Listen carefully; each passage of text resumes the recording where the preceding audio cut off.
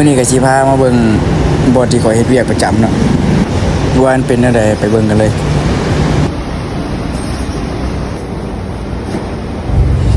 อันนี้ก็เป็นบ่อนที่กรรมกรได้เอาชิมังลงใส่รถหรือว่าปูนอะไรเนาะก็เวียกตัวนี้ถือว่าเป็นเวียกหนักที่สุดเลยในแผนก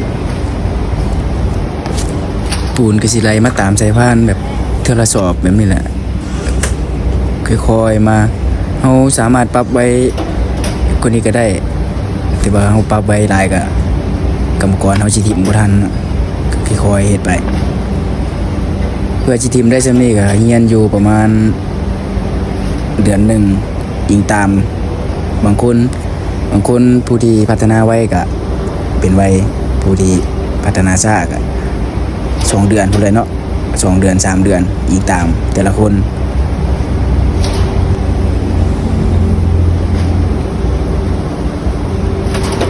แล้วก็สิมีคน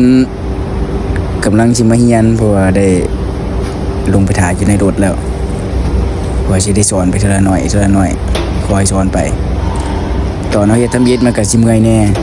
เพราะว่าเฮาสิได้ใช้แรงหลายหลังจากเฮาเป็นแล้วเฮาก็สิได้ใช้แรงบ่หลายปานใด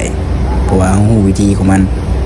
ได้จับจุดมันถูกว่าเฮาสิทิ่มลงแนวใดเฮ็ดไปจังไดถ้าเฮาบ่เป็นนี่เฮาสิได้ใช้แรงเบิดโตเลยโยนไปมันสิเมื่อยไวเราก็ยังทิ่มบ่อยากงามปานใดเนาะเพราะว่าเราก็กำลังเรียนเป็นใหม่ๆได้อยู่ประมาณเดือนหนึ่งบ่หรือเดือนปลายนี่แหละก็เจอมันก็บ่อยากเป็นระเบียบบ่อยากเป็นแถวเป็นทันปานใดแต่ซำนี้ก็พอใช้ได้